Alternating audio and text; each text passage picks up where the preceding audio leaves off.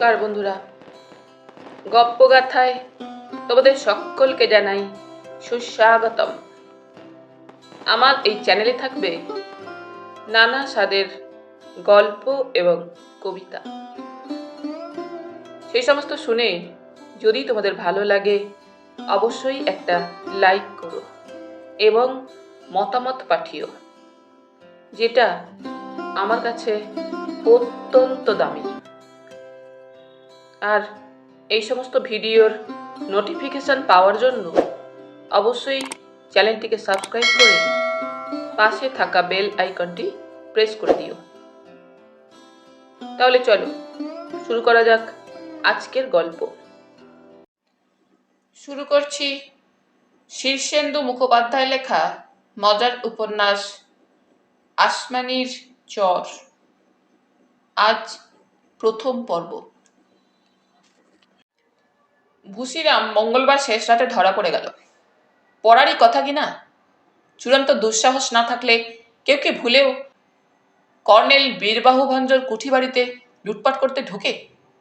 বিশেষ করে যখন শীতের ছুটি কাটাতে জনাচারেক শিকারী বন্ধু, দুটো গ্রে হাউন্ড কুকুর, 8টা বন্দুক, 2টো পিস্তল, 4জন বিশ্বস্ত এবং অনুগত অনুচরকে নিয়ে স্বয়ং বীরবাহু কুঠি বাড়িতে বহাল রয়েছেন। আর কে না জানে যে বীরবাহুর মতো এমন ডাকাবুকো, রাগী, মারমুখ লোক পরগনায় বিশেষ নেই। তার উপর কুঠিবাড়ি তো নয়, দুর্গ বললেই হয়। সারা বছর অন্তত 5 জন হাট্টা কাট্টা লোক বাড়ি পাহারা দেয়। মশামাছি গলবার উপায় নেই। মতিভ্রম না হলে কেউ এ বাড়িতে ঢোকে? হ্যাপাও তো কম নয় রে বাপু। 8 ফুট উঁচু পেরেক আর কাচ বসানো দেওয়াল না হয় কষ্টে ডিঙানো গেল, না হয় পাহারাদারদের চোখেও ধুলো দেওয়া গেল, না হয় কুকুরদেরও বিভ্রান্ত করার ব্যবস্থা হলো, না হয় বীরবাহু আর তার বাহিনীকেও ঘোল খাওয়ানো গেল। কিন্তু তারপরে কথা আছে বাপু। এত করার পরে তো জন্মেজয় ভঞ্জ রয়েছেন, তাঁর চোখে ধুলো দিতে পারে এমন মনিশ্চিত এখনো জন্মায়নি। আর জন্মেজয় ভঞ্জকে পরগনার কে না চেনে? না, চেনা বলতে তেমন চেনা নয় বটে। কারণ জন্মেজয় বছর 50 আগেই গত হয়েছেন। কিন্তু গত হলে কি হয়, তিনি গেলে তো যখন তখন যেখানে সেখানে ফস করে উদয় হয়ে পড়ছেন। কটকট করে রক্ত জল করা চাউনিতে লোককে ভিড়মি খাওয়াচ্ছেন। লোকে নিশুতি রাতে মাঝে মাঝে তার অট্টহাসিও নাকি শুনতে পায়। ভুসিরাম তবু কেল্লা প্রায় মেরেই দিয়েছিল। রন পায়ে উঠে দেওয়াল ডিঙানো, ঘুমের ওষুধ স্প্রে করে শিকারী কুকুরদের ঘুম পাড়ানো, দারোয়ানদের ক্যারাটের প্যাঁচ পাইজোরে কাবু করে বেঁধে ফেলা, এসব তার কাছে জলভাত। তোষাখানার দরজা অবধি পৌঁছেও গিয়েছিল সে।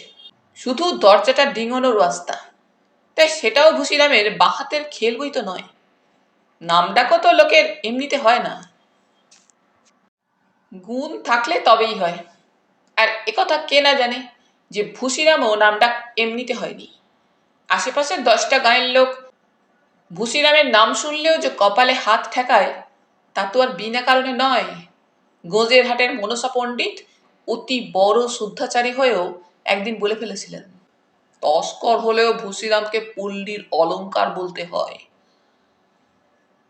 দারোগা কোদণ্ড গজপতি স্বীকার করেছিলেন, না, ভুসিরামের কাছে অনেক কিছু শেখার আছে।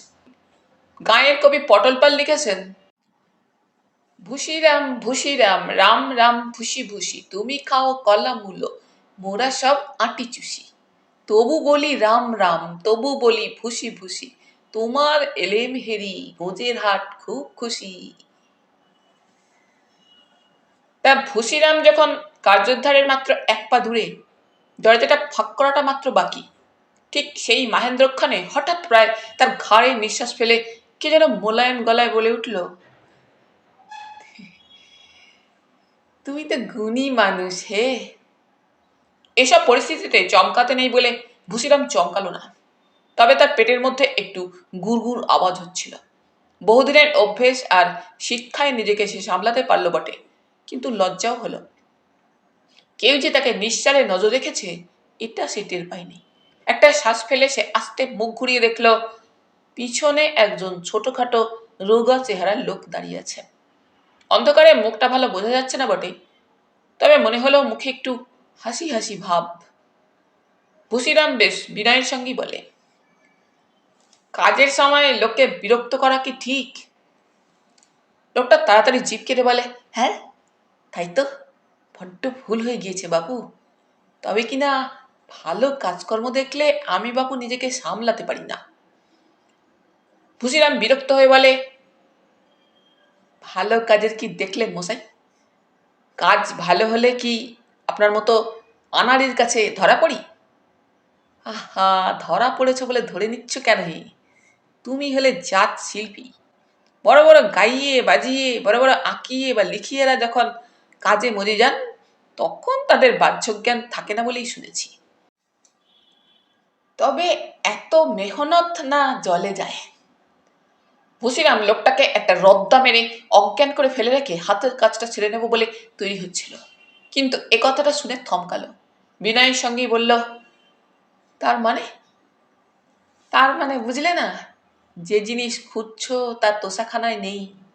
তোষাখানায় কি আছে তা ভুসিরামও জানে না, তবে দামি জিনিসই থাকার কথা। কিন্তু লোকটা কোন জিনিসের কথা কইছে তা আন্দাজ করার জন্য সে একটু অবাক হওয়ার ভান করে বলে, নেই?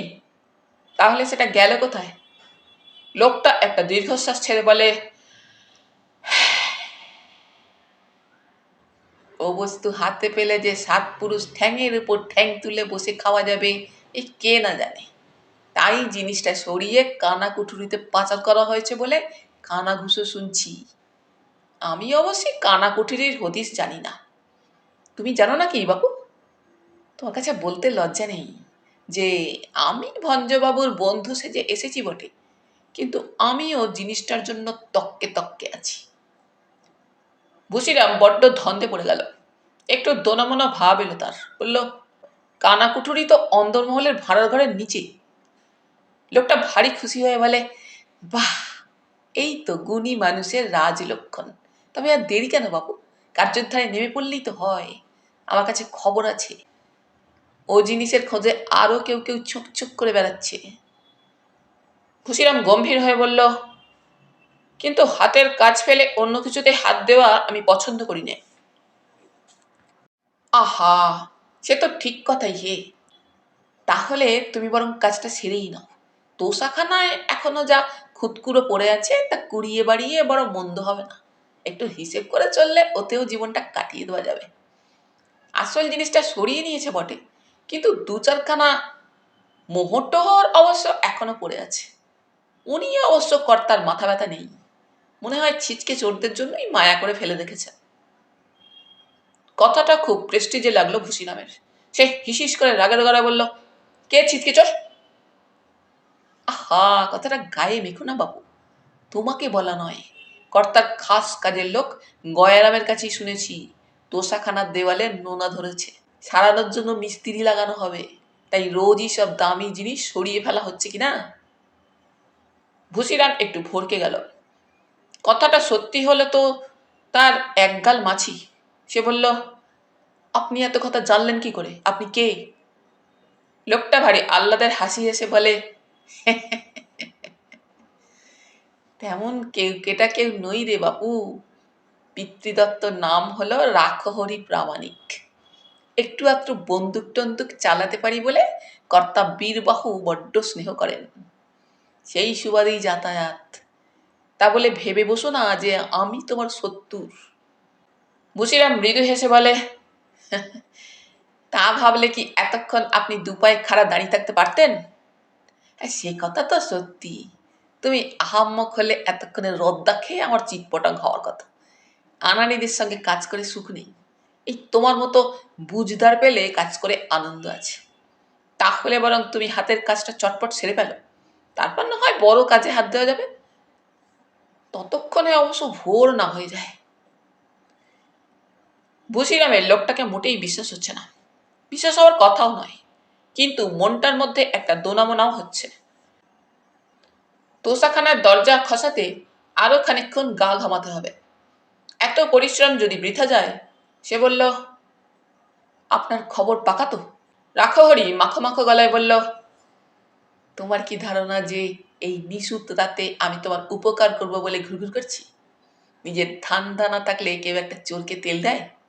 আমি বন্ধুকে পাকা বটে, কিন্তু দরজা খসানোর বিদ্যে জানা নেই। তাই ভাবছিলাম যদি তেমন গুণী কাউকে পাওয়া যায়। ভগবানের আশীর্বাদেই হবে, তাই তোমার সঙ্গে দেখা হয়ে গেল। এখন তোমার ইচ্ছে। ভুসিরাম অবশ্য ঠান্ডা গলায় বলে রাখলো, দেখবেন কোনো গড়বড় হলে কিন্তু মুশকিল আছে। রাখো হরি আহ্লাদের গলাতেই বলল, তার বলতে? লোভে পাপ, পাপের মৃত্যুর কথাটা জানা থাকলেও নিয়তির ফেরে মানুষ কার্যকালে বিস্মরণ হবেই কি হবে। ভুসিরামের ঘাড়েও লোভের ভূতটা সওয়ার হলো, আর সে একটা অজ্ঞাত কুলশীল উটকো লোকের পিছু পিছু যেন ঘোরের মধ্যে গিয়ে ভাড়ার ঘরে সেধবার পরই বুঝতে পারল বড্ড আহাম্মকি করে ফেলেছে। ঘরের নিরেট অন্ধকারে পা দিয়ে একটু চোখ সইয়ে নিতে যেতেই লোকটা এই যে এদিকে বলে তার হাত ধরে এমন একটা হ্যাঁচকা টান মারল যে ভুসিরাম সামলাতে না পেরে মেঝের উপর উপুর হয়ে পড়ে গেল। আর কিছু বুঝে ওঠার আগেই টের পেল কেউ বাইরে থেকে টেনে দরজা বন্ধ করে হুড়কো টেনে দিল। ভুসিরাম অভিজ্ঞ লোক, কখন ফাঁদে পড়েছে তা বুঝতে পারে। এখনো পারল। ভাড়াঘরের দরজা পুরু শাল কাঠের, তাতে লোহার পাত বসানো, বাইরে মজবুত হ্যাস বোল্ট। তবু দরজাটা খোলার একটা চেষ্টা করা যেত, কিন্তু উপুর হয়ে পড়ার সময় তার যন্ত্রপাতির থলিটা হাত থেকে খসে গিয়েছিল। সেটা এখন হাওয়া হয়েছে। রাখাহরি যেই হোক, সে যে পাকা লোক তাতে সন্দেহ নেই। তখনও ভালো করে ভোরের আলো ফোটেনি। বীরবাহুর পেল্লায় চেহারার সাঙ্গাতরা এসে দৌড় খুলে তাকে নারকোলের দড়ি দিয়ে বেঁধে নিয়ে কর্তার সামনে যখন দাঁড় করালো, তখন লজ্জায় সে অধবদল। এরকম কাঁচা একটা চালে জব্দ হওয়ার মতো খাটো বুদ্ধির লোক তো সে নয়। তবে কি তার বিনাশকাল এসে গেল? বিনাশকালে বুদ্ধিনাশ বলে কি একটা কথা আছে না? কে যেন বলে উঠল, আছে। মানে অবাক হয়ে ভুসিরাম কথাটা কে বলল তা বুঝবার চেষ্টা করছিল। থতমত ভাবটা কেটে যাওয়ার পর বুঝতে পারল কথাটা তার উদ্দেশ্যে বলা নয়। উপেনবাবুর পেটের গন্ডগোল বলে সকালে দই চিনি খাবেন, তাই গয়ারামকে জিজ্ঞেস করছিলেন বাড়িতে দই আছে কিনা। জবাবে গয়ারাম বলল আছে। সিংহাসনের মতো পেল্লায় একটা চেয়ারে বীরুবাবু বসা, চেয়ারের সর্বাঙ্গে কারুকাজ। বীরুবাবুর দুপাশে আরো দুটো করে চেয়ারে তার 4 শিকারী বন্ধু বসে আছেন। সুটকো উপেন হাজরা, গাট্টা গোট্টা খগেন মাল, গম্বুজের মতো লম্বা সিরিঙ্গে গিরিধারী মাঝি, আর বেটে ও গুফো বলাই জানা। সবাই কটমট করে তার দিকে তাকিয়ে আছেন। থাকারই কথা, মাপজোক করে নিচ্ছেন আর কি। সবারই হাতে গরম চায়ের কাপ। দামি চায়ের সুবাস ভারী ছড়িয়ে পড়েছে চারিদিকে। কথা কে শুরু করবেন তা বুঝতে পারছিল না ভুসিরাম। ধীরে সুস্থে চা শেষ করে একে একে সকলেই সামনের বেটে টেবিলটার উপর চায়ের কাপ নামিয়ে রাখলেন। বীরবাবুর চেহারাখানা যেমন দশাসই, তার গলার আওয়াজও তেমন কামারের গর্জন। গেলাসের জলে আচমনটা সেরে নিয়ে ফর্সা তোয়ালে দিয়ে মুখ মুছে তিনি কামানটা দাগলেন। তোর কিছু বলার আছে? ভুসিরাম নতমস্তকেই বলল, আছে বীরবাবু। তা বলে ফেল। আমাকে গুলি মেরে দিন। উপেন হাজরা হঠাৎ আর্তনাদ করে বলে উঠলেন, বলিস কি? গুলি? গুলির দাম কত ঠেলে উঠেছে জানিস? আমা কম নয় তো তোর। কোথাকার নবপুত্তর এলি তুই যে গুলি করে মারার শখ? ভুসিরাম একটু থতমত খেয়ে সামলে নিয়ে বলল, তাহলে বরং ফাঁসিয়ে দিন, সেই ভালো। হঠাৎ খগেন মাল হুঙ্কার দিয়ে বলে উঠল, কেন রে, তুই কি ক্ষুদিরাম না ভগৎ সিং যে ফাঁসিতে ঝুলতে চাস? ব্যাটার দেখছি সহিয়ে দেওয়ার মতলব। গিরিধারী মাঝি একটা আলমোড়া ভেঙে বললেন,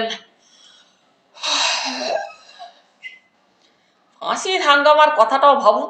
কাছে ওঠো রে, দড়ি টাঙাও রে, ফাঁস বাঁধো রে, দড়ি টানাটানি করো রে। সকালবেলায় এত হুড়যুদ্ধ করা কি পোষায় মশাই? আমরা এত মেহনত করব আর তুই দিব্যি আরাম করে ফাঁসিতে ঝুলে দোল খাবি? এ কি ছেলে জাতের মোয়া? বীরবাবু তীক্ষ্ণ চোখে তাকে নিরীক্ষণ করতে করতে ফের কামান দাগলেন। তোর নাম কি? ভুসিরাম ধরা গলায় বলে, আগে ভুসিরাম। গুফো বলাইবাবু বরাবর কানে একটু খাটো, ডুকরে বলে উঠলেন, আরে ছ্যা ছ্যা, ভুসিমাল একটা নাম হলো? কে রেখেছে তোর এর নাম বলতো? আজ্ঞে ভুসিমাল নয়, ভুসিরাম। আমার বাবা ছিলেন ঘাসিরাম, আমি ভুসিরাম। বলাইবাবু মাথা নাড়তে নাড়তে বললেন, তবে তুই সার্থক নামা, ভুসিমালই বটে।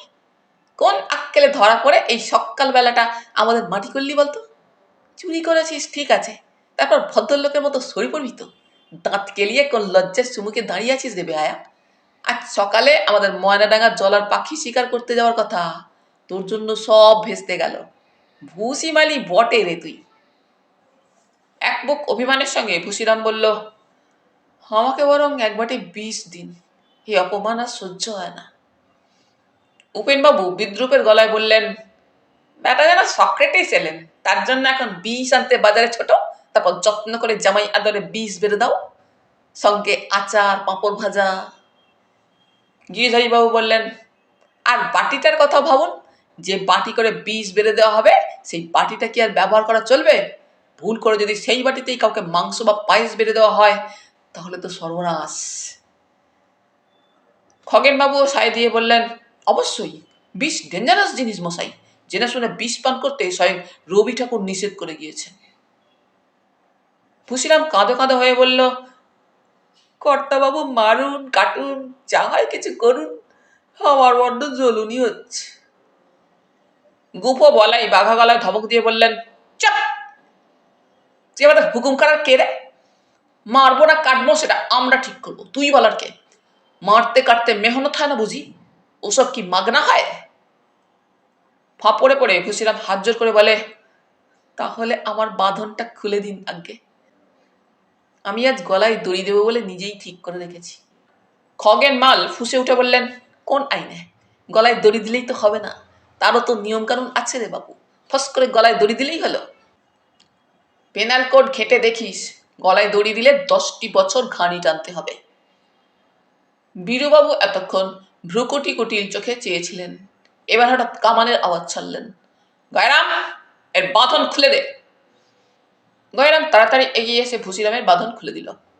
বীরুবাবু জিজ্ঞেস করলেন, মালপত্তরের কিছু কি সরাতে পেরেছিল রে গয়রাম? হাকে না কর্তা। বীরুবাবু বিরক্ত গলায় বললেন, তাহলে সারা রাত বাড়ির মধ্যে ঢুকে করছিল কি? হাডুডু খেলছিল নাকি? আগে না কর্তা ভাড়ার ঘরে আটকা পড়ে কান্নাকাটি করছিল। ও অপদার্থ আর কাকে বলে? ঠিক আছে, কান ধরে 10 বার কোটবোস করিয়ে ছেড়ে দে। চোখের জল আর দীর্ঘশ্বাস ফেলতে ফেলতে, অপমানের জ্বালায় জ্বলতে, কৃতকর্মের জন্য হাহুতাস করতে করতে ভুসিরাম নিজের কান ধরে 10 বার উঠবোস করল। বীরবাবু হাতের একটা তাচ্ছিল্য সূচক নাড়া দিয়ে গরু তাড়ানোর গলায় বললেন, যা যা বিদেয় হ। কোমরের গামছাখানা খুলে চোখ মুছতে মুছতে ভুসিরাম কুঠিবাড়ি থেকে বেরিয়ে এলো। সে স্পষ্ট দেখছিল দুনিয়ার সব রং উবে গিয়ে চারদিকটা সাদা কালো হয়ে গিয়েছে। ঘাস কালো, গাছ কালো, আকাশ সাদা, তার লাল গামছাখানা অবধি কালচে মেরে গিয়েছে। রং দিয়ে অবশ্যই ভুসিরামের আর কোনো প্রয়োজনও নেই। সে যে এক রাত্রিতে বাঘ থেকে বেড়ালে নেমে এসেছে তা বুঝতে তার কষ্ট হচ্ছে না। এই গতকালও তাকে দেখলে গোজের হাটের লোকেরা পথ ছেড়ে দিয়েছে। হেঁ হেঁ করে দেঁতো হাসি হেসে হাত কচলাতে কচলাতে কুশল প্রশ্ন করেছে। সে কারো দিকে চেয়ে একটু হাসলে সে ধন্য হয়ে গিয়েছে। ধোপ্পা নাপিত কখনো পয়সা নেয়নি। দোকানিরা আর্ধেক দাম নিয়েছে। ভেবে চোখে বড্ড জল আসছে তার। সেই জলে গামছাখানা সপ করছে ভিজে। বীরুবাবু তাকে ক্ষমা করলেও সে নিজেকে ক্ষমা করে কি করে? সে সোজা গিয়ে হরিপদর দোকান থেকে এক গোছ পাটের দড়ি কিনে ফেলল। হরিপদ আহ্লাদের গলায় বলল, দড়ির দরকার পড়লো কেন হে? বলি, গরু কিনেছ নাকি? জবাব দেওয়ার মতো মনের অবস্থা নয়, তাই ভুসিরাম শুধু বলল, হুম। হরিপদ বলল, গরু কেনা খুব ভালো, বাড়িতে লক্ষ্মীশ্রী আছে, তোমার উন্নতি দেখে আমরা তো সবাই বলা বলি করি, ভুসিরাম গরু তো গরু, একদিন হাতি কিনে ফেলবে। চারিদিকে এখন তো শুধু তোমারই জয় জয়কার ভায়া। একসময় মদন গুন্ডা কিছু নাম করেছিল বটে, তারপর তপন মস্তানও কিছুদিন তোর ছিল। দূর দূর, তোমার কাছে ওরা তো নস্যি। ঘোর অন্যমনস্কতার মধ্যেই সে বলল, হুম। তারপর একটা দীর্ঘশ্বাস ফেলল। এই হরিপদই আগামীকাল কি নজরে দেখবে তাকে। হয়তো ভুসিরামের দিকে তাকিয়ে তাকে একটা শুঁয়োপোকা বলেই মনে হবে হরিপদর, কিংবা কেন্ন অথবা মশা মাছি বা আরশোলা। হরিপদ দাম নিতে চাইছিল না, কিন্তু ঋণ রেখে মরার ইচ্ছে নেই বলে সে জোর করেই দাম গছিয়ে বেরিয়ে পড়ল। হাতে গলিয়ে দড়ির গোছাটা কাঁধে ফেলে ভুসিরাম গোবিন্দ মিষ্টান্ন ভাণ্ডারে হাজির হয়ে গেল। খিদে পেট চোচো করছে। খালি পেটে মরাটা ঠিক হবে বলে তার মনে হলো না। গায়ে এখনো তার খুব খাতির, কারণ এখনো খবরটা জানাজানি হয়নি। তবে তারও তো বিশেষ দেরি নেই। গায়ে সব খবর রটতে মোটেই দেরি হয় না। মিঠাইয়ের দোকানের মালিক জয়লালও তাকে দেখে তাড়াতাড়ি উঠে একখানা চেয়ার ঝেড়ে ঝুড়ে বসতে দিল। গদগদ গলায় বলল, আজ বড্ড সরেস মন্ডা আছে, খানকাতক চলুক। ততক্ষণে কচুরি আর আলুর তরকারি নেমে যাবে। গরম নিখুতিও আছে ভায়া। তারপর তোমার পছন্দের ছানার পায়েস তো রয়েইছে। ভুসিরাম একটা বড় শ্বাস ফেলল। কথায় বলে ফাঁসির খাওয়া। তা আজ না হয় ফাঁসির খাওয়াই খাবে সে। এরপর তো আর খাওয়া দাওয়ার বালাই থাকছে না। যদি বেঁচেও থাকে তাহলে এই জয়লালই তাকে দেখে মুখ ঘুরিয়ে নেবে আগামীকাল। হয়তো আষ্টে মুখে বলবে, এখানে সুবিধে হবে না বাবু, অন্য জায়গায় দেখো। কিংবা অনিচ্ছের সঙ্গে নেতানো কচুরি আর ঠান্ডা জিলিপি এগিয়ে দেবে। না, বেঁচে থাকার আর কোনো অর্থই নেই। জয়লাল বলল, তা ভুসি ভায়া, কাঁধের দড়ির গোজ দেখছি যে, বলি বাধা সাধার ব্যাপার আছে নাকি? বিছানা বেঁধে তীর্থ দর্শনে যাচ্ছ না তো, নাকি কাউকে গাছে বেঁধে কচুয়া ধোলাই দেবে? ভুসিরাম দীর্ঘশ্বাস ফেলে বলল,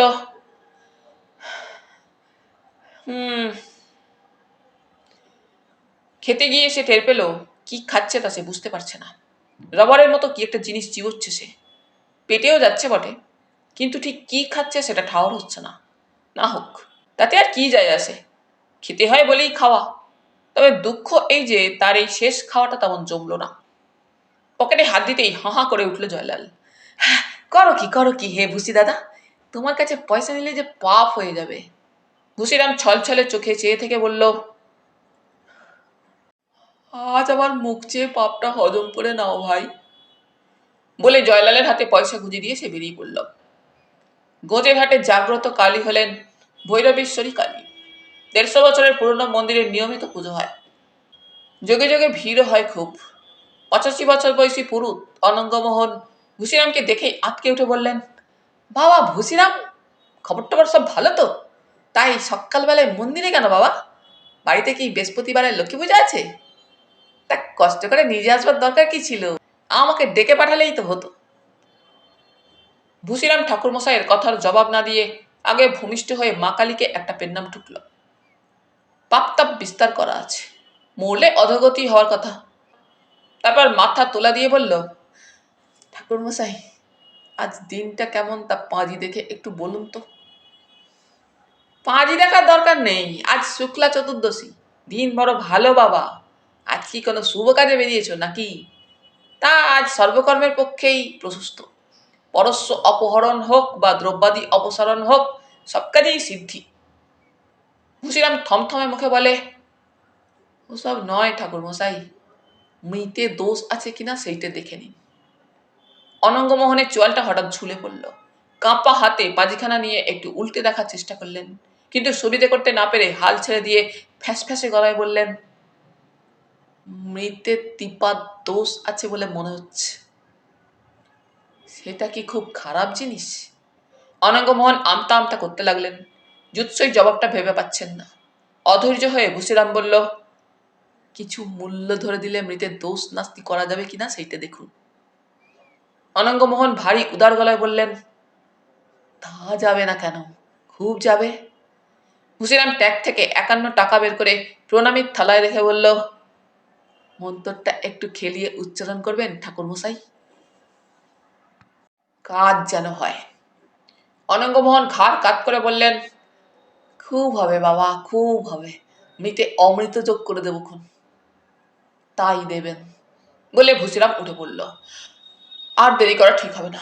ঘটনাটা চাউর হওয়ার আগেই ঝুলে পড়া ভালো। গোচের হাটে যেসব মানুষ আজও তাকে এত খাতির করে, তারাই আর কিছুক্ষণ পরে তাকে হয়তো বক দেখাবে, টিটকিরি দেবে, চাই কি সিটিও মারতে পারে। তারপর হয়তো তাকে বিদ্রুপ করে পটলপাল কবিতা লিখবে, গুনেন বাউল গান বাঁধবে, মনসা পণ্ডিত কুলাঙ্গার পল্লীর কলঙ্ক বলে গালাগাল করবেন।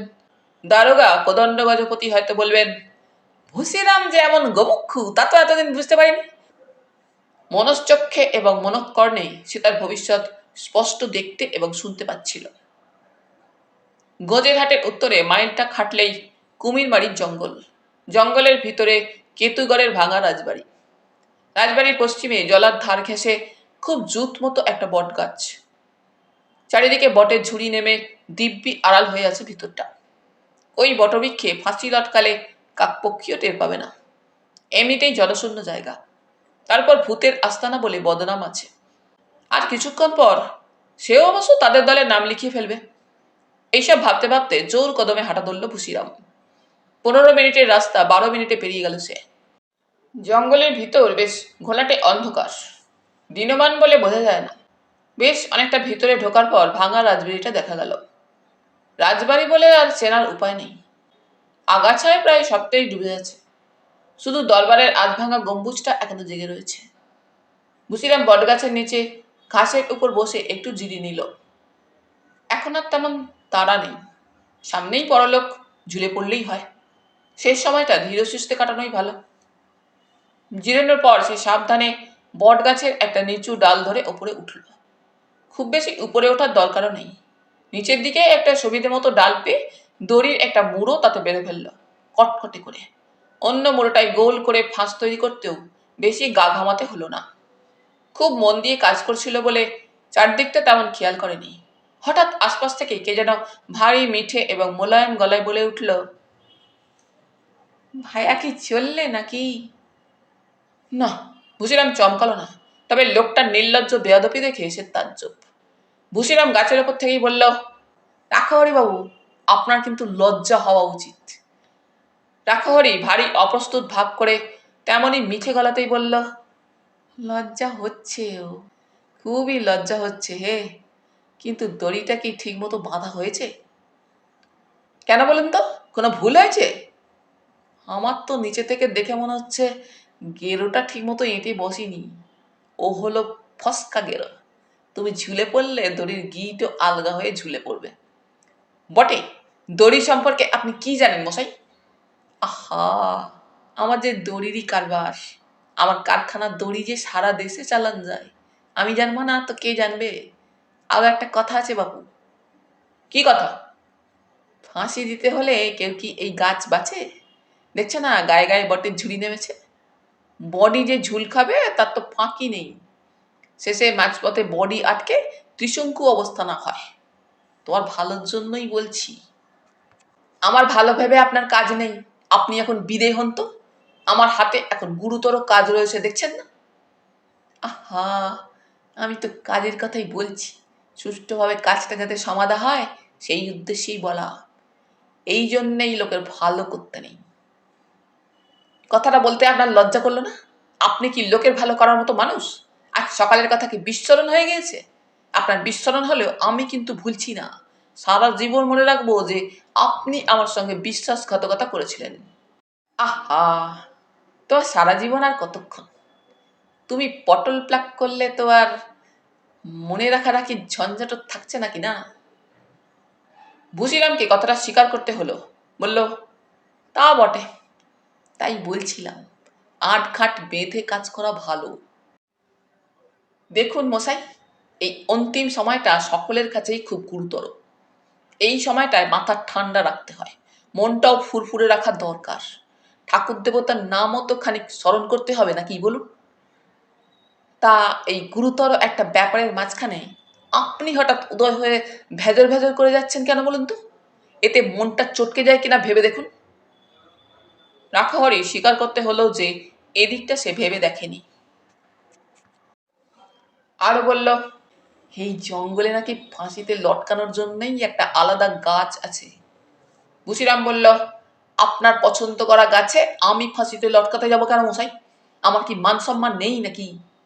রাখাহরি বলে, তা থাকবে না কেন, তবে কিনা সেটা পারিজাত গাছ, তাতে লটকালে সাক্ষাৎ স্বর্গবাস।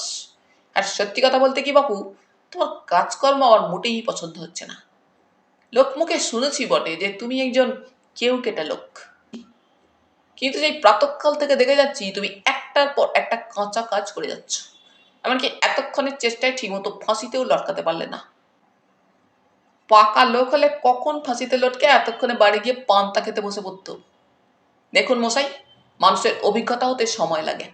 আমি তো আর রোজ রোজ গলায় দড়ি দিয়ে বেড়াই না। এইটাই আমার প্রথম ফাঁসি, ভুলচুক তো হতেই পারে, তা নিয়ে এত কথা কিসের মশাই? রাখহরি একটা দীর্ঘশ্বাস মোচন করে বলে, দুঃখ কখন হয় জানো? যখন একজন সত্যিকারের গুণী মানুষকে কাঁচা ভুল করতে দেখি। এই তোমার কথাই ধরো, মাঝরাতে রন পায়ে চড়ে দেওয়াল ডিঙানো থেকে গোটা অপারেশনটাই আমি নিজের চোখে দেখেছি বলেই বলছি।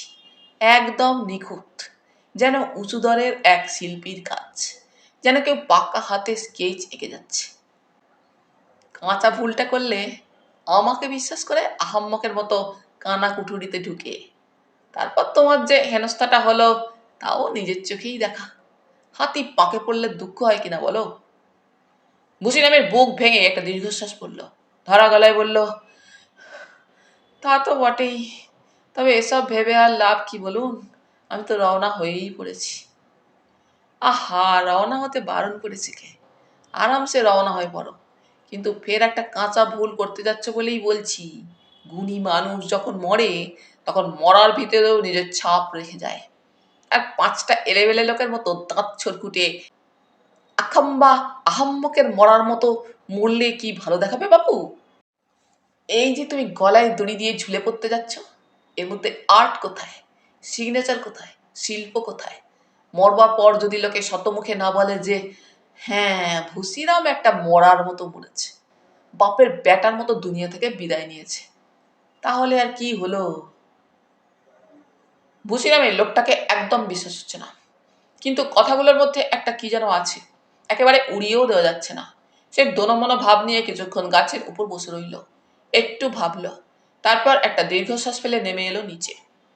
গামছায় মুখের ঘাম মুছে ঘাসের উপর রাখাহরির পাশটিতে বসে বলল, আপনার মতলবটা কি তা একটু বলবেন? মতলব একটা ছিল বটে, কিন্তু তোমাকে বলে লাভ কি বলতো? একটু বাদেই তো তুমি পটল তুলবে। মরুরে মানুষকে দিয়ে কি কোনো কাজ হয়? বুসিরাম মাথা নাড়া দিয়ে বলল, তা বটে। কিছুক্ষণ দুজনেই চুপচাপ। তারপর রাখাহরি হঠাৎ তার মধু মাখানো গলায় বলল, তোমার গড়িমসি দেখে মনে হচ্ছে এই বেলায় আর গলায় দড়ি দেওয়ার ইচ্ছে নেই। বুসিরাম একটু গরম হয়ে বলল, আমার মরা নিয়ে আপনারা তো গরজ কিসের? না, এই ভাবছিলুম কর্তাবাবুকে গিয়ে এখন কি বলি। তিনি যে হাপিত্তেস করে বসে আছেন, তারই বা কি হবে? কর্তাবাবুটি আবার কে? চিনলে না? কর্নেল বীরবাহু হে, আজ সকালে যিনি তোমাকে একেবারে লেজে গোবরে করে ছেড়েছেন। ভুসিরাম একটু গরম হয়ে বলল, তার খবরে আমার কি কাজ মশাই? আহা, তিনি যে তোমার জন্যই বসে আছেন হে। ভুসিরাম চিবিয়ে জ্বলে উঠে বলল, কেন, জুতো পেটা করা আর নাকে খত দেওয়ানোটা বাকি রয়ে গেছে বুঝি? দূর দূর, ওসব নয়, খারাপটাই বা ধরে নিচ্ছ কেন? তার সঙ্গে ইহজন্মে আমার আর দেখা হবে না, বুঝলেন? জীবনে এত অপমান হয়নি মশাই, নেড়া কবার বেলতলায় যায়। রাক্ষহরি একটা দীর্ঘশ্বাস ফেলে বলে,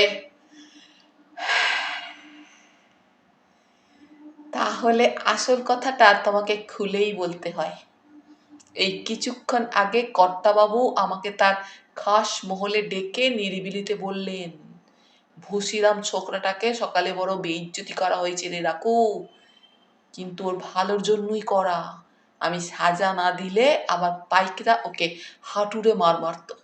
ওকে একবার ডেকে আনতে পারিস? ওরকম ডাকাবুকো বুদ্ধিমান একটা ছেলেরই এখন বড্ড দরকার আমার। যেমন তেজালো চেহারা তেমনি সাহস। আজ অবধি কুঠিবাড়িতে ঢোকবার এলেম আর কেউ দেখায়নি। ওকে বলিস সকালে যা হয়ে গিয়েছে তা যেন মনে না রাখে। ভুসিরাম চোখ গোল গোল করে রাক্ষহরির দিকে চেয়েছিল। এবার একটা দীর্ঘশ্বাস ফেলে বলল, রাক্ষহরি বাবু, আপনার চেয়ে একটা কেউটি সাপকেও আমার বেশি বিশ্বাস হয়। তা কি জানেন? রাক্ষহরি মাথা নেড়ে বলে, তা অবশ্যই ঠিক, তবে কিনা আমার দিকটাও তো একটু ভাবতে হবে বাবু। আমি কর্তার নুন খাই, তার পয়সায় আমার প্রতিপালন হয়, ঠিক কিনা? তাহলে তুমিই বলো, সেই আমি চোখের সামনে কুঠি বাড়িতে একটা জলজ্যান্ত চোরকে দেখেও কিভাবে পাশ ফিরে মটকা মেরে শুয়ে থাকতে পারি? তবে চারজন পাইককে যেভাবে তুমি রাম পটকান দিলে, তাতে তোমাকে সাপটে ধরার মতো আহাম্মকি আমি করতে যাইনি। তত দম তো আমার নেই, আমি রোগা ভোগা লোক, তাই একটু কৌশল করতে হয়েছিল বটে। মারি ওরি বাড়ি যে কৌশলে। এখন ভালো করে ভেবে দেখলে আমাকে বোধহয় তোমার তত খারাপ লোক বলে মনে নাও হতে পারে। ভুসিরাম আবার একটা ঘাস তুলে নিয়ে তার ডাঁটিটা চিবোতে চিবোতে অন্যমনস্ক হয়ে বসে রইল। তারপর বলল, আপনি কেমন লোক তা দিয়ে এখন আমার কাজই বা কি? আজকের পর থেকে তো আপনার সঙ্গে আমার আর কোনো কাজ করবার নেই মশাই, দেখা সাক্ষাতেরও ব্যাপার নেই, আমি তো রওনা হয়েই পড়েছি। আহা, রওনা হতে তো আর ট্রেন বা বাস ধরতে হচ্ছে না, ধীরে সুস্থে বেশ গুছিয়ে নিয়ে রওনা হলেই হলো।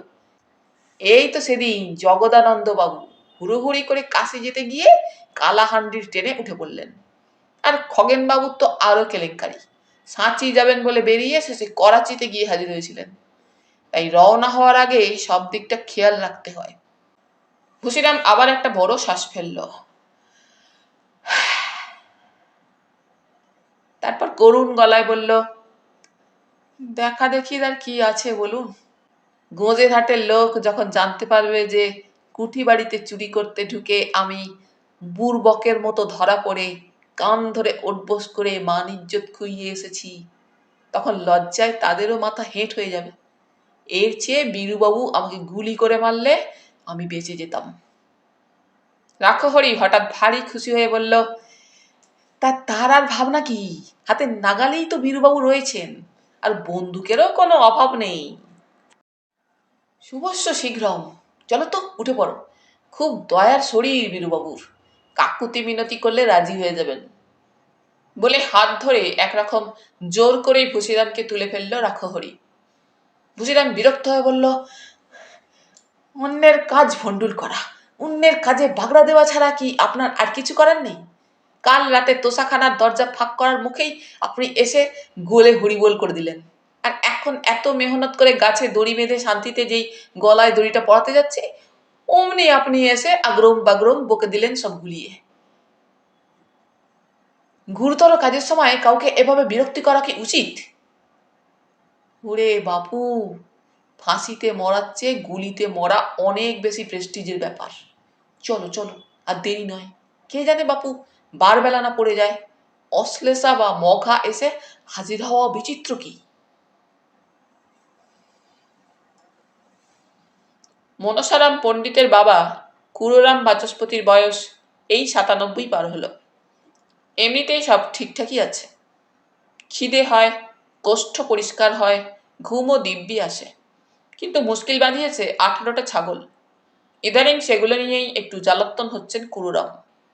ঘরের মধ্যে এতগুলো ছাগল একসঙ্গে ঢুকে পড়লে যা হয় আর কি। তারা ঘরময় ঘুরে বেড়াচ্ছে, বিছানা বালিশে উঠে পড়ছে, লেপ চাদর খেয়ে ফেলছে, তারপর চেয়ে ভ্যা ডাকাডাকি তো আছেই। আজ প্রাতঃকালে ঘুম ভেঙে সবে বিছানায় উঠে বসেছেন, দেখলেন মুখোমুখি গোদা ছাগলটা বিছানায় দাঁড়িয়েই কি যেন চিবুচ্ছে। ঠাউর করে মনে হলো তার বড় সাধের লাল মলাটের কুমারনাথের গীতাখানা। মুখের ভাব দেখে মনে হয় গীতার মতো এমন সরেস খাদ্য কখনো খাইনি। আগে ছাগলদের বেয়াদপি দেখলে কুরুরাম চেঁচামেচি করতেন, ছাগলদের তাড়াও করেছেন, বকাঝকা করতেও বাকি রাখেননি, কিন্তু এখন হাল ছেড়ে দিয়েছেন। ছাগলদের সঙ্গেই যখন বসবাস করতে হয়, তখন মানিয়ে না নিয়ে উপায় কি?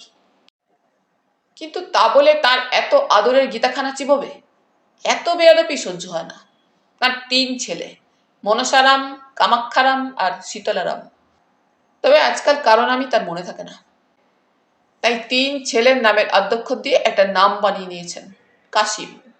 গলা তুলে তিনি হাঁক মারলেন, ওরে কাশিম, শুনছিস? এ যে বড় অরাজক অবস্থা, দেখে যা বাবা। হাঁক শুনে তার মেজ ছেলে কামাখ্যা গম্ভীর মুখে দরজায় এসে দাঁড়ালো। বলল, বাবা মশাই, কিছু বলছিলেন নাকি?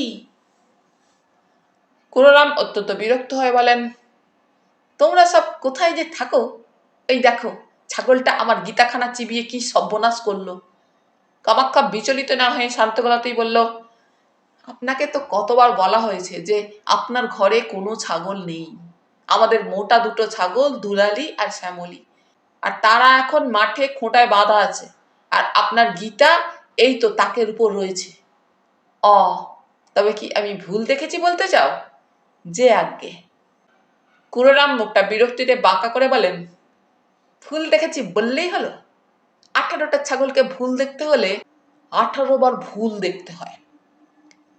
18 তো দূরস্থান, আপনার ঘরে একটাও ছাগল পাচ্ছি না। ডাক্তার দেখিয়ে চোখের চশমা নাও। সেটা ভেবে দেখবো খন। কুরুরাম গজগজ করতে করতে আপন মনে বললেন, আমি নিজে রোজ গুনে দেখেছি, ওই 18টাই। আমি তো আর অঙ্কে কাঁচা নই যে গুনতিতে ভুল করব। কামাখ্যা নির্বিকার মুখ করে বলল, আপনি ম্যাট্রিকে অঙ্কে 22 পেয়েছিলেন। কুরুরাম যেন আকাশ থেকে পড়লেন। নাকি? হ্যাঁ, আপনি নিজের মুখেই কবুল করেছেন।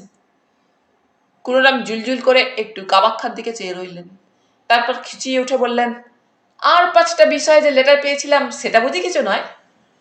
কামাখ্যা তেমনি নির্বিকার মুখে বলল, না বাবা মশাই, আপনি শুধু সংস্কৃত আর বাংলায় লেটার পেয়েছিলেন, তাতে অঙ্কের খামতি পূরণ হয় না। হয় না বলে কুরুরাম কিছুক্ষণ মুখখানা তম্বা করে বসে রইলেন, তারপর হাল ছেড়ে দিয়ে বললেন, তোমরা সহবত শেখনি, বড়দের সঙ্গে কথা কইতে জানো না, কেবল মুখে মুখে তর্ক করো। আমার কোনো কথাই তোমাদের বিশ্বাস হতে চায় না কেন বলো তো? এই যে সন্ধ্যের পর মাঝে মাঝে আমি কুঠিবাড়ির কাছারি ঘরে বসে জন্মেজয় বাবুর সঙ্গে দাবা খেলে আসি, তা নিয়ে তোমরা হাসি মস্করা করো। কুলতলার মাঠে যে সেদিন আমি বেলুনের মতো গোল একটা মানুষকে দেখেছি, সেটাকে তোমরা চোখের ভুল বলে উড়িয়ে দিলে। সেদিন যে জ্যোৎস্নারাতে কয়েকটা রোগা আর লম্বা মানুষ পূব দিকের পুরো জমিটায় হুটোপাটি করছিল, সে কথাটাও তোমরা বিশ্বাস করলে না। আর সেই জন্যেই আমি আজকাল পারতপক্ষে তোমাদের কাছে কিছু বলি না, অনেক কথাই চেপে রাখতে হয়। কামাখ্যা বিনা প্রতিবাদে সব শুনে বলল, এখন ছাগলগুলোকে কি আর দেখতে পাচ্ছেন বাবা মশাই? কুরুরাম অসহায় গলায় বললেন, লোক দেখলে ওরা গা ঢাকা দেয় কিনা, ওকে মেরে দেখো তো, বোধহয় খাটের তলায় সব জড়ো হয়েছে।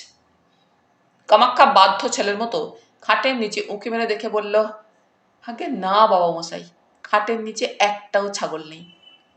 ভারী অবাক হয়ে কুরুরাম বলেন, নেই? তাহলে তারা গেল কোথায় বলো তো? একটা দুটো তো নয়, 18টা ছাগল। এতগুলো ছাগল তো আর হাওয়া হয়ে যেতে পারে না। কামাখ্যা শান্ত গলাতেই বলে, বেলা হয়ে যাচ্ছে বাবা মশাই, আপনি বরং আহ্নিক সেরে নিন। এ কথা শুনে ভারী অসন্তুষ্ট হয়ে কুরুরাম বলেন, আহ্নিক কি আমাকে মনে করাতে হবে? সে হবে খন, আগে ছাগলগুলোর একটা বিলি ব্যবস্থা করো দেখি।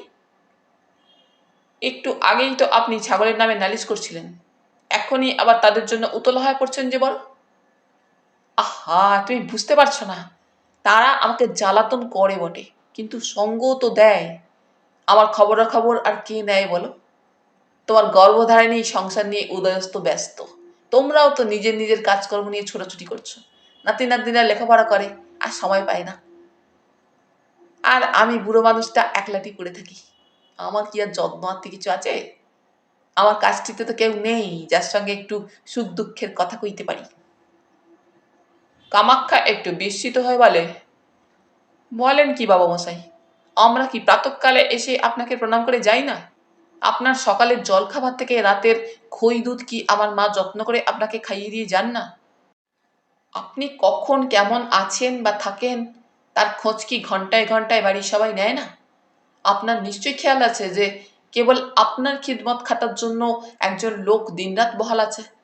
কিন্তু আপনি তাকে কাছেই ঘেঁষতে দেন না, কারণ আপনার সন্দেহ যে সে আপনার গোপন তবিলের সন্ধান পেয়ে যাবে।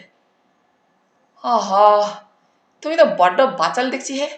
হচ্ছিল ছাগল নিয়ে একটা গুরুতর কথা, তার মাঝখানে গুচ্ছের আজেবাজে কথা এনে ফেললে। কামাখ্যা তটস্থ হয়ে বলে, বাবা মশাই, আমি ভেবেছিলাম ছাগল নিয়ে বোধহয় আপনার সব কথা শেষ হয়ে গিয়েছে। কুড়োরাম ভ্রু কুচকে ছেলের দিকে খানিকক্ষণ চেয়ে থেকে বললেন, আচ্ছা, তুমি ছাগলগুলোকে দেখতে পাচ্ছ না কেন বলো তো? তুমি পাচ্ছ না, তোমার দাদা বৌদিরা পাচ্ছে না, তোমাদের গর্ভধারণী পাচ্ছেন না, কাজের লোকেরা পাচ্ছে না, তোমাদের হলোটা কি? কামাখ্যা খুব বিনয়ের সঙ্গেই বলে, এর একটা সহজ জবাব আছে বটে, তবে সেটা শুনলে আপনি খুশি হবেন না। ইহ, যেন আমাকে খুশি করার জন্য তোমাদের ঘুম হচ্ছে না। যদি রাগ না করেন তো বলি, আপনি যে ছাগলদের দেখতে পান সেগুলোকে ইংরেজিতে বলে ভার্চুয়াল ছাগল, আসল ছাগল নয়। তার মানে এটা কি দাঁড়াচ্ছে বলো তো? কামাখ্যা মাথা চুলকে বলে, কি যে বলি, তবে মায়া ছাগল বললে কেমন হয় তাই ভাবছি। কুড়ুরাম একটু ঝেঁকে উঠলেন, তারপর প্রসন্ন গলাতে বললেন, তুমি কি বলতে চাও যে আমি দিব্য দৃষ্টি পেয়েছি? তোমরা যা দেখতে পাও না তা আমি পাই?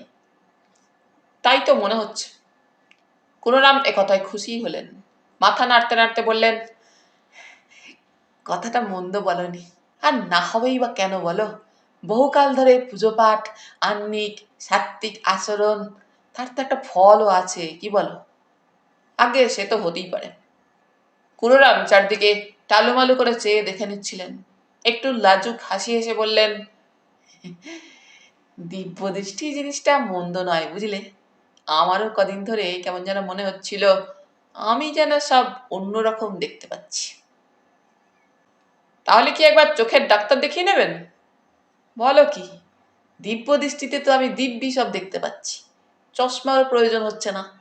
ওই যে পূব দিকের দেওয়ালে একটা টিকটিকি খণ্ডত্বর মতো ঝুলে আছে, দিব্যি দেখতে পাচ্ছি। তারপর ধরো ওই যে বাংলা ক্যালেন্ডারে আজ 7ই ভাদ্র, দিব্যি ঠাউর হচ্ছে। তারপর ধরো না কেন টুলের ওপরে কাঁচের গ্লাসে আমার দুপাটি দাঁত জলে ভেজানো আছে, দেখতে কোনো অসুবিধাই হচ্ছে না। এরপরও কি চোখের ডাক্তার দেখাতে চাও? আগের না, চোখ আপনার ঠিকই আছে, তবে আমার যদি খুব ভুল না হয়ে থাকে তাহলে আমার যেন মনে হচ্ছে আপনি এখন চশমা পরেই আছেন। নাকি? যে আগে চশমা পরেই তো মনে হচ্ছে। কুড়োরাম চোখ থেকে চশমাটা খুলে খুব তাচ্ছিল্যের সঙ্গে বললেন, এটার আর কোনো প্রয়োজন আছে বলে মনে হয় না বুঝলে। হরিহর মুহুরীর চোখের ব্যামো হয়েছে, পয়সার অভাবে চিকিৎসা করাতে পারছে না। সেদিন আমার কাছে পুরানো চশমা আছে কিনা খোঁজ করছিল, ভাবছি ওকেই এটা দিয়ে দেবো, কি বলো? কামাখ্যা ভারী উদার গলায় বলে, তা দেবেন, তবে কিনা আপনার দিব্যদৃষ্টির চশমা পরে আবার হরিহর মুহুরীর দিব্যদৃষ্টি খুলে গেলে কি হবে, সেটাও একটু ভেবে দেখা দরকার। দ্রব্যগুণ বলেও তো একটা কথা আছে কিনা। কুড়োরাম একথায় একটু ভাবিত হয়ে পড়লেন, অন্যমনস্কভাবে বললেন, সেটাও একটা কথা, তাহলে বরং থাক, যে আজ্ঞে। কামাখ্যা চলে যাওয়ার পর কুড়োরাম বেশ একটু ডগমগ ভাব নিয়ে কিছুক্ষণ বসে রইলেন। বার কয়েক আপন মনে উচ্চারণ করলেন, মায়া ছাগল, মায়া ছাগল। প্রাতকৃত্য সেরেই যখন আন্নিকে বসেছেন, তখন হঠাৎ রোমাঞ্চিত কলেবরে টের পেলেন গুটগুট করে তার ছাগলেরা ফিরে আসছে। আন্নিক শেষ করার পর দেখলেন তাকে ঘিরে 18টা ছাগল বসে মায়া ভরে তার দিকে তাকিয়ে আছে। আহ্লাদে চোখে প্রায় জল এসে গেল তার। একটা দুটো তো নয়, মোট 18টা ছাগল, যাদের পাপ চক্ষু, যাদের দিব্য দৃষ্টি নেই, তারা দেখতে পায় না। খানিকটা অভিভূত ভাব নিয়ে কুড়োরাম ছাগলদের মাঝখানটিতে বসে রইলেন। মায়া ছাগল আর দিব্য দৃষ্টি, এই দুটি কথা তার মাথার ভিতর যেন ঝুমঝুমি বাজাতে লেগেছে আজ। বড় আনন্দ হচ্ছে। বলি, ও বুড়ো কর্তা, ছাগলগুলো মাথা পিছু কত করে পড়লো বলুন তো? দিব্যি নধর ছাগল মশাই আপনার। কুড়োরাম তার অভিভূত ভাবটা থেকে ভেসে উঠতে বেশ একটু সময় নিলেন। অনেকটা গভীর জলে ডুবেছিলেন তো। কোন বেয়াদব হেরে গলায় রসভঙ্গ ঘটালে তার রোষ কষায়িত নয়নে খুঁজে দেখতে গিয়ে চোখে বলল, পূবের জানালার শিকের ফাঁক দিয়ে একটা খোঁচা খোঁচা দাড়িওয়ালা গ্যালগ্যালে বোকা হাসিতে ভরা জুলজুলে চোখের গোল গোল মুখ উকি দিয়ে আছে। পিত্তি জ্বলে গেল কুড়োরামের। এত বড় বুকের পাটা যে ছাগলের দাম জিজ্ঞেস করছে। কুড়োরাম ফুঁসে উঠে বললেন, কে রে আহাম্মক, এ কি এলে এলে ছাগল পেয়েছিস যে দাম জিজ্ঞেস করছিস? লোকটা চোখ বড় বড় করে বলে, তা বুড়ো কাকটা কি ছাগলগুলো বিলেত থেকে আমদানি করলেন নাকি? কিন্তু আমি হলুম গে 3 পুরুষের ছাগলের কারবারি গন্ধেশ্বর। আমার চোখকে ফাঁকি দেওয়া কি সোজা কথা কর্তা? ছাগল আমি খুব চিনি। এ তো নিকস্যি দিশি ছাগল। কুড়ারাম খুবই বিব্রত বোধ করতে লাগলেন। তাই তো, আর কেউ তার ছাগলদের দেখতে না পেলেও এই লোকটা পাচ্ছে কি করে? তিনি এবার গলাটা কয়েক পর্দা নামিয়ে জিজ্ঞেস করলেন, বাপু হে, তুমি কি আমার ছাগলদের দেখতে পাচ্ছ? তা পাবো না কেন কর্তা? ছাগলের গায়ের বোটকা গন্ধ পেয়েই তো জানালায় উকি দিলুম। কুড়োরাম এবার বুদ্ধি খাটিয়ে জিজ্ঞেস করলেন, তাহলে বলো তো এখানে কটা ছাগল আছে? সে আর বলা কি শক্ত, এতক্ষণ দাঁড়িয়ে দাঁড়িয়ে তো ছাগল গুনছিলাম কি না। তা কর্তা, আপনার মোট 18টা ছাগল দেখতে পাচ্ছি। একটা কমও নয়, একটা বেশিও নয়। কুড়োরাম তাজ্জব। এই লোকটারও কি দিব্যদৃষ্টি গজিয়েছে নাকি? জনে জনে দিব্যদৃষ্টি গজালে দিব্যদৃষ্টির মহিমা কি থাকবে? কুড়োরাম খুবই চিন্তিত হয়ে বললেন, বাপু হে, ছাগল দেখতে পাওয়ার কথাই তো তোমার নয়, এ যে মায়া ছাগল, তুমি দেখতে পাচ্ছ কি করে? বুড়োকর্তা, ছাগলের কারবারে চুল পাকিয়ে ফেললুম। এখন মায়া ছাগল বলে দাম বাড়ানোর চেষ্টা করলে তো লাভ হবে না।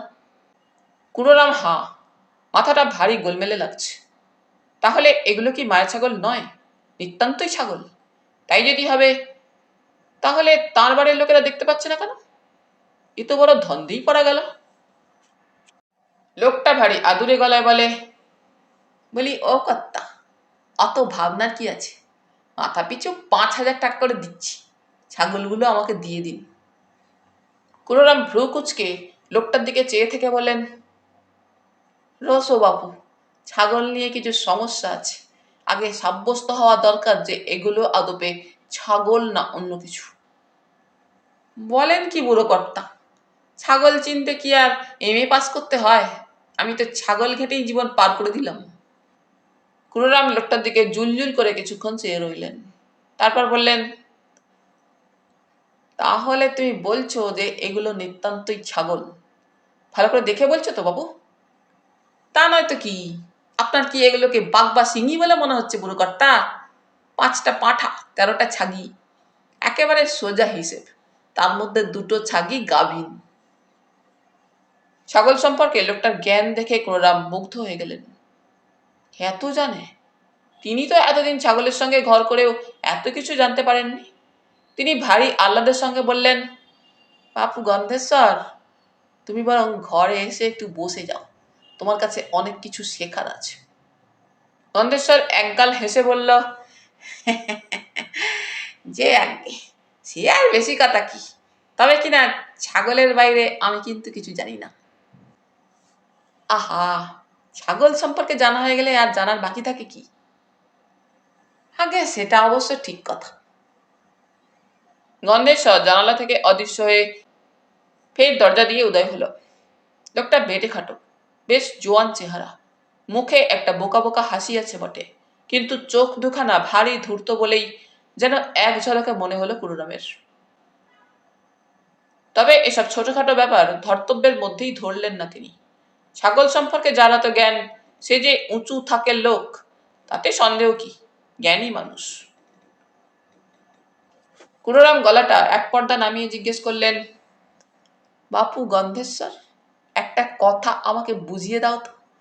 তুমি দেখতে পাচ্ছ, আমি দেখতে পাচ্ছি, কিন্তু এই ছাগলদের আর কেউ দেখতে পাচ্ছে না কেন? আমার কাছে কবুল করো তো, তুমি ওকে দিব্য দৃষ্টি পেয়েছো? গন্ধেশ্বর সরাসরি কথাটার জবাব না দিয়ে হঠাৎ দুহাতে নিজের চোখ ঢেকে ফেলে বলল, বুড়োকর্তা, কাজটা কি আপনি ভালো করলেন? কুড়োরাম অবাক হয়ে বললেন, কোন কাজটার কথা বলছো হে? এই যে চেনা নেই জানা নেই একটা উটকো অচেনা লোককে ঘরে ঢুকে ফেললেন, এটা কি ঠিক হলো মশাই? আমি যে সব দেখে ফেলছি, সব সুলুক সন্ধান পেয়ে যাচ্ছি না কর্তা, আমি বরং বাইরে গিয়ে দাঁড়িয়ে কথা কই চলে যাই। কুড়োরাম ভরকে গিয়ে বলেন, আহা, কি দেখছো সেটা বলবে তো? কি আর বলবো বলুন, আপনার সোনা দানা, আকবরী মোহর, নোটের গোছা, কিছুই যে আর আমার কাছে গোপন থাকছে না। আমাকে বিশ্বাস কি বলুন? না না, এই কাজটা আপনি মোটেই ভালো করলেন না। কুড়োরাম অবাক হয়ে বললেন, সত্যি কি তুমি ওসব দেখতে পাচ্ছ নাকি? আগে ওটাই তো আমার রোগ, আমি যে সব দেখতে পেয়ে যাই। তাহলে আমি আসি আগে। আপনার সঙ্গে কথা কয়ে বড় ভালো লাগলো বুড়োকর্তা, বলে চোখ ঢাকা অবস্থাতেই উঠে পড়তে যাচ্ছিল গন্ধেশ্বর। কুড়োরাম, আহা, করো কি করো কি, বলে তাকে আবার মোড়ায় ঠেসে বসালেন। তারপর বললেন, ব্যাপারটা একটু বুঝিয়ে বলবে তো? গন্ধেশ্বর একটা দীর্ঘশ্বাস ফেলে বলে,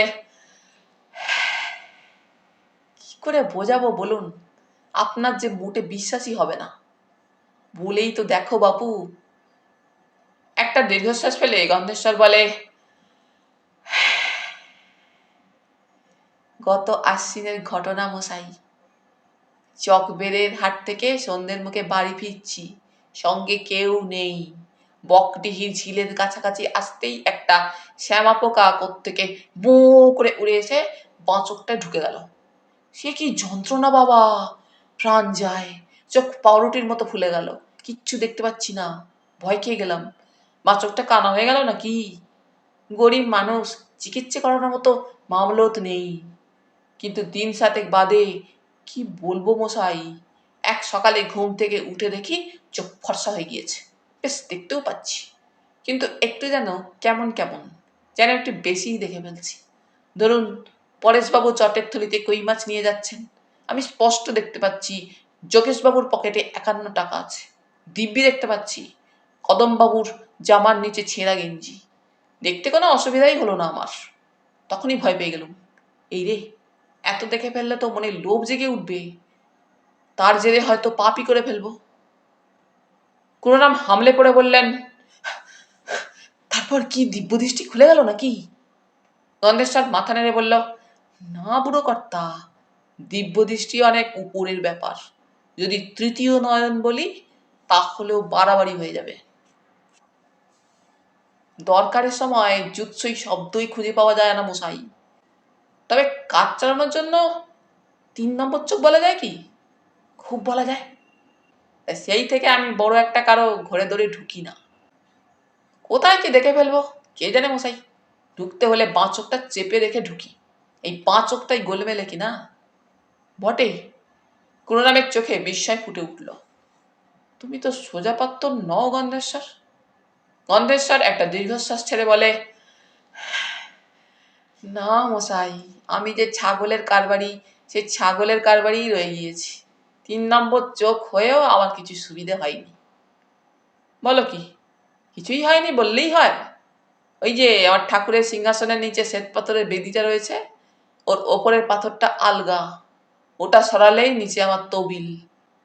এ খবর কাক পক্ষীতেও জানে না, কিন্তু তুমি জানলে কি করে? গন্ধেশ্বর তাড়াতাড়ি কানে হাত চাপা দিয়ে আর্তনাদ করে উঠল, আর কবেন না কর্তা, বাইরের লোককে এত বিশ্বাস করা আপনার একদম উচিত হচ্ছে না। আহা, তুমি বাইরের লোক হতে যাবে কেন? তুমি তো একরকম ঘরের লোকই হয়ে গিয়েছো। আমার গোপন তবিলের খবর যখন তুমি রাখো, তখন আর তোমাকে পর ভাবি কি করে? হ্যাঁ, সেটা একটা ভাববার মতো কথা বটে। বলে আরো একটা দীর্ঘশ্বাস ফেলে ট্যাঙ্ক থেকে 5টা টাকা বের করলো। বুড়োকর্তা, এই আগামটা রাখুন। বাকি 89,995 টাকা নগদ ফেলে দিয়ে 2-4 দিন পরে এসে ছাগলগুলো নিয়ে যাবো খন। কুড়োরাম মাথা নাড়া দিয়ে বললেন, আরে না না, তোমার এসব আগাম টাগাম লাগবে না। গন্ধেশ্বর টাকাটা ফের ট্যাঁকে গুজে উঠে পড়ল। তাহলে আজ আসি কর্তা, নগদ টাকাটা নিয়ে ফের এলুম বলে। কুড়োরাম গদগদ গলায় বললেন, এসো বাপু, তুমি বড্ড গুণী মানুষ। গন্ধেশ্বর বিদেয় হলে কুড়োরাম তার ছাগলদের দিকে চেয়ে ধরা গলায় বললেন, তোদের ভাগ্য বড় ভালো রে, এমন একজন সমজদার লোকের হাতে যাচ্ছিস। লোকটা কতখানি সমজদার তা অবশ্য পরদিন সকালেই বোঝা গেল। প্রাতঃকালে সবে ঘুম থেকে উঠে ইষ্ট নাম নিতে যাবেন, এমন সময় ঠাকুরের আসনের দিকে চেয়ে কুড়োরাম হাঁ। কাঠের সিংহাসনটা বেদি থেকে নামানো, শ্বেত পাথরের ঢাকনাও সরানো। কুড়োরাম হাঁক মারলেন, কাসিম, কাসিম, কোথায় গেলি রে? মেজো ছেলে সীতারাম এসেই দরজায় দাঁড়ালো। বাবা মশাই, কিছু কি বলছিলেন? কুড়োরাম তেতো গলায় বললেন, এ বাড়িটা কি একটা খোলা হাট হয়ে গিয়েছে? কে এসেছিল বলো তো আমার ঘরে? ওই দেখো, আমার ঠাকুরের আসন ওলট পালট করে গিয়েছে। শীতলারাম ঘরে ঢুকে দৃশ্যটা দেখে বলল, এ তো মনে হচ্ছে চোরের কাজ। কুড়োরাম অবাক হয়ে বললেন, চোর? বলো কি? দেখো তো ওই বেদির ফোকরটায় হাত ঢুকিয়ে দেখো কিছু আছে কিনা। শীতলা গিয়ে ফোকরটায় হাত ঢুকিয়ে একটা 5 টাকার কয়েন তুলে এনে বলল, এটা ছিল। আর কিছু নেই? আজ্ঞে না। তাহলে আমার তবিল? শীতলা কিছুটা অবাক হয়ে বলে, আপনার তবিল কি এখানে ছিল? তা নয় তো কি, 5-7 লাখ টাকা সোনা, নগদে ধরো 1,3,000, আকবরী মোহরও বেশ কয়েকটা। বলেন কি? তোমাদের কি কোনো দিকে হুঁশ আছে? সবাই তো ফুসফুস করে ঘুমো। এত বড় একটা চুরি হয়ে গেল, কেউ কিছু টের পেলে না। শীতলা কামাক্ষার মতো বিনয়ী নয়। সে বেশ কড়া গলায় বলল, কাল সকালের দিকে আপনার ঘরে নাকি একজন সন্দেহজনক লোক এসেছিল, আর আপনি নাকি তার সঙ্গে অনেকক্ষণ কথাও বলেছেন। আহা, সে তো গন্ধেশ্বর, তার কথা উঠছে কেন? গন্ধেশ্বরটা আবার কে? আপনি তাকে চেনেন? চিনব না কেন, খুব চিনি।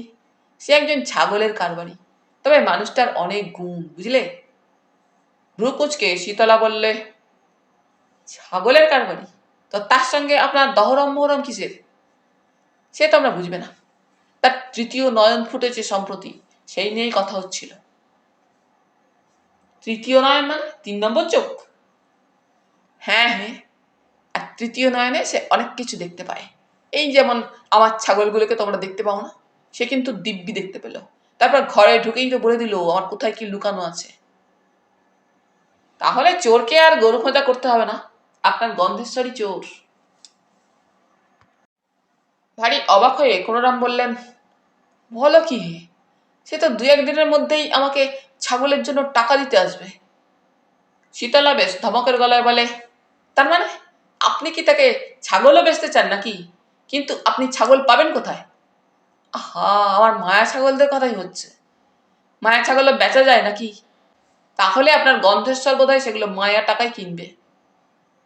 কুড়িরাম বুঝতে পারছিলেন তার কোথাও একটা গন্ডগোল হচ্ছে। জুলজুল করে শীতলার রাগী মুখের দিকে একটু চেয়ে থেকে বললেন, তোমাদের মুশকিল কি জানো? তোমরা অল্প বয়সেই বড্ড বেশি বুঝে ফেলো। এখন থেকে আপনি একটু কম বোঝার চেষ্টা করলে ভালো হয়।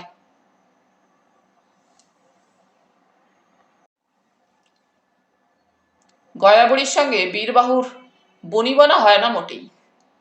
বীরবাহু গেরাম ভারী লোক, তার কর্মচারীরা তো বটেই, বন্ধুরা অবধি বীরুকে সামলে চলে। সে কুঠিবাড়িতে এলে গোটা বাড়িটাই তথস্থ, বাদ শুধু গয়াবুড়ি। ভয় তো খাই না, উল্টে তার শাসন আর খবরদারিতে বীরু অতিষ্ঠ। অবিরু, খেতে বস। অবিরু, চান করতে যা। অবিরু, রাত হয়ে গিয়েছে, বাবা শুয়ে পড়। অবিরু, তুই হাঁপাচ্ছিস কেন? একটু জিরো তো। মাঝে মাঝে বীরু কথা বন্ধ করে দেওয়ার চেষ্টা করে দেখেছে, লাভ হয়নি। কথা বন্ধ করা তো একতরফে হয় না, দুতরফই লাগে। কুঠিবাড়িতে এলেই বীরুর এই এক জ্বালাতন। শুতে বসতে খেতে ঘুমোতে সর্বদাই গয়াবুড়ির খবরদারিতে থাকতে হয় তাকে। গয়াবুড়ির বয়স কত কেউ জানে না, গয়াবুড়ি নিজেও নয়। তবে বীরবাহু জন্মাবধি গয়াবুড়িকে দেখে আসছে। জন্মেও এই গোঁজের হাটের বাইরে যায়নি গয়াবুড়ি। কুঠিবাড়ির বাইরেও সে কদাচিৎ যায়। একবার বীরবাহু গয়াবুড়ির হাত থেকে খানিক রেহাই পাওয়ার জন্য তাকে নিজের খরচে কাশিবাস করতে পাঠাতে চেয়েছিল। শুনে গয়াবুড়ির সে কি চেঁচামেচি। কেন, কোন পাপ করেছি রে যে আমাকে কাশিতে পাঠাতে চাস? কখনো কোনো অধর্ম করতে দেখেছিস আমায়? বাবা বিশ্বনাথ আমার মাথায় থাক, পান্ডাদের ঝাঁটার বাড়ি খেতে যাব কোন দুঃখে। বিলু হাল ছেড়ে দিয়েছিল, বুড়িকে আর পারতপক্ষে ঘাটায় না। তবে মানুষটার কোনো বায়ানাক্কা নেই।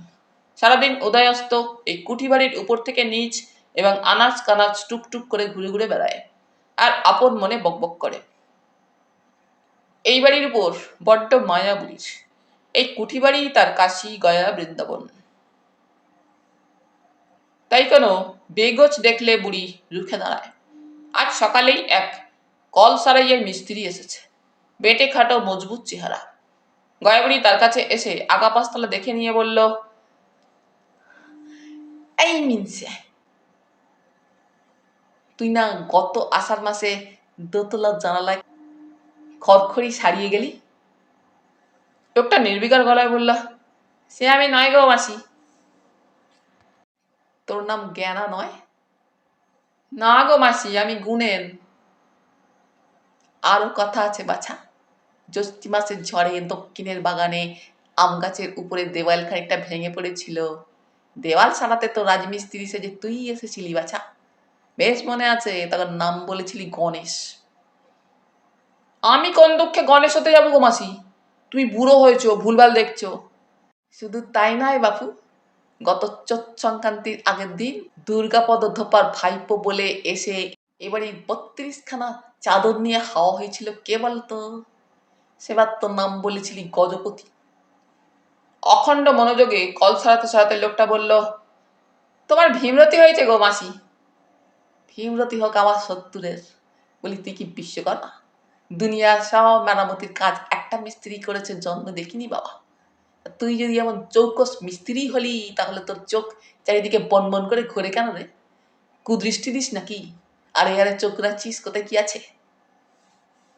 এত কথাতেও লোকটা চটল না, মিটিমিটি হেসে বলে, না মাসি, আমি মিস্ত্রি মানুষ, অন্যদিকে চোখ দিলে কি চলবে?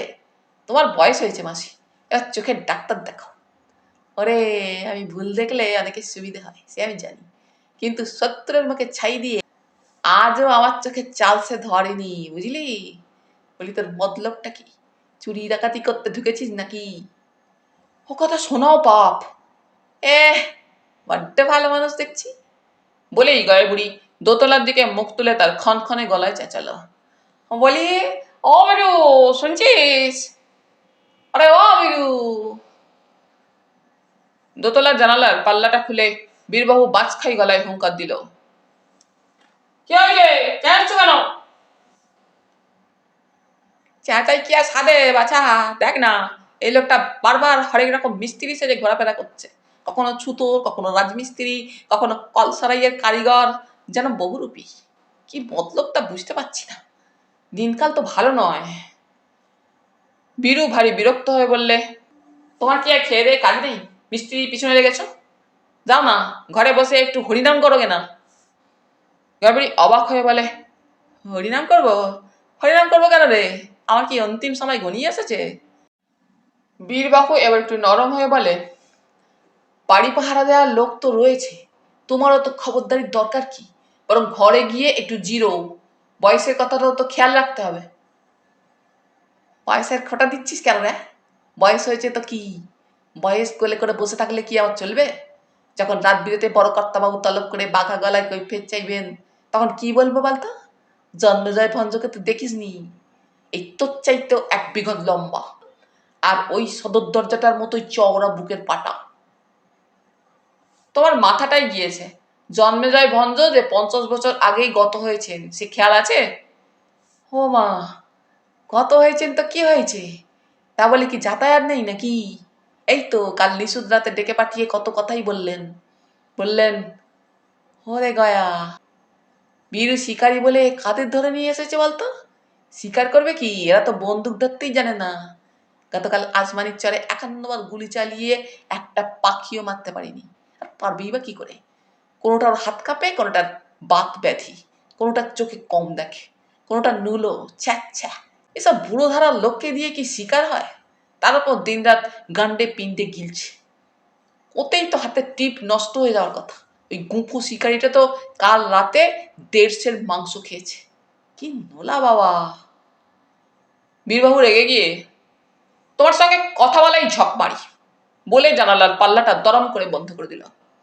গুণের মিস্ত্রি আড়ে আড়ে সবই লক্ষ্য করছিল। কাজ করতে করতেই ভালো মানুষের মতো বলল, বুঝলে মাসি, কর্তাবাবুদের দোষ কি জানো? ওরা এই তোমার আমার মতো মনীষীদের কথা কানেই তুলতে চান না। তুমি তো ভালো ভেবেই বলেছো, আর কথাটা তো কিছু খারাপ কথাও বলনি। আমি একটা উটকো লোক বই তো নয়, মিস্ত্রি সেজে কত চোর ছেঁচর তো হামেশা লোকের বাড়িতে ঢুকে পড়ছে, আর আমাকেই বা বিশ্বাস কি বলো না? আমার তো মনে হয় বীরবাবু কাজটা ঠিক করেননি, তোমার কথাটা ওর ভেবে দেখা উচিত ছিল। গয়াবুড়ি ফস করে একটা দীর্ঘশ্বাস ফেলে বলে, তবেই বোঝো বাবা, যার জন্য চুরি করি সেই বলে চোর। এই তুই ভালো মানুষের ছেলে, তাই বুঝলি, আর কি কেউ বোঝে? গুণেন দুঃখ করে বলে, বাবু মশাইরা না বুঝলেও আমরা বুঝি। তুমি কেমন বুক দিয়ে কুঠি বাড়ি আগলে পড়ে আছো, গজের হাটের কে না তোমার কথা জানে বলো? না না, এটা বীরবাবুর ভারী কাঁচা কাজ হয়েছে। বিচক্ষণ হলে উনি তোমার কথাটা ওজন করে দেখতেন। শত হলেও বড়লোকের পুরনো বাড়ি বলে কথা, সোনা দানা মোহর হিরে জহরত তো কম থাকার কথা নয়, কি বলো?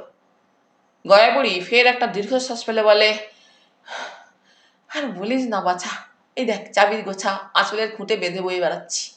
কত ওজন জানিস? 1.5 চাবির বোঝা বইতে বইতেই আমার পিঠ কুঁজো হয়ে গেল। তবু কি কৃতজ্ঞতা বলে কিছু আছে? বড় মানুষদের ওইটাই দোষ কি না, অন্যের ঘরে বন্দুক রেখে চাঁদ মারি। তোমাকে তো দেখছি উদয়াস্ত দৌড়ে বেড়াচ্ছ, হাঁপ ছাড়ার সময় নেই। ফোঁস, আবার একটা দীর্ঘশ্বাস। গয়াবুড়ির আজ দীর্ঘশ্বাসের গাদি লেগে গিয়েছে। ধরা গলায় বলে, দুঃখের কথা আর বলিস না বাবা, এই নিয়েই আছি। তাহারে তোর মুন্ডুটা এমন শুকনো দেখাচ্ছে কেন বলতো? কিছু কাজ নেই নাকি? গুলেন অবাক হয়ে বলে, তাই তো, খাইনি নাকি? কাজে মজে থাকলে সব বিস্মরণ হয়ে যায় কিনা। তবে আবছা মনে পড়ছে দুপুরের দিকে যেন এক মুঠো ছাতু আর জল খেয়েছিলাম গো মাসি। মা, তবে তো তোর খিদে পেয়েছে বাছা। দাঁড়া তো, সকালে যে লুচি আর মোহনভোগ হয়েছিল, তার কয়েকখানা লুচি বোধহয় এখনো পড়ে আছে, যাই নিয়ে আসি। হঠাৎ একসময় গুনেন তার কাজ নিয়ে এত ব্যস্ত হয়ে পড়ল যেন কথাটা শুনতেই পাইনি। গয়াবুড়ি কলাপাতায় মুড়ে খান্দাসেক লুচি আর এক থাবা মোহনভোগ এনে বললে, মেয়ে বাছা, এইটুকু মুখে দিয়ে একটু পিত্ত দমন করে নে। গুনেন ভারী গদগদ হয়ে বলে, মা মাসিদের নিয়ে ওটাই অসুবিধে, বুঝলে মাসি, তাদের কাছে কিছু লুকোনো যায় না, মুখ দেখেই সব বুঝতে পেরে যায় কিনা।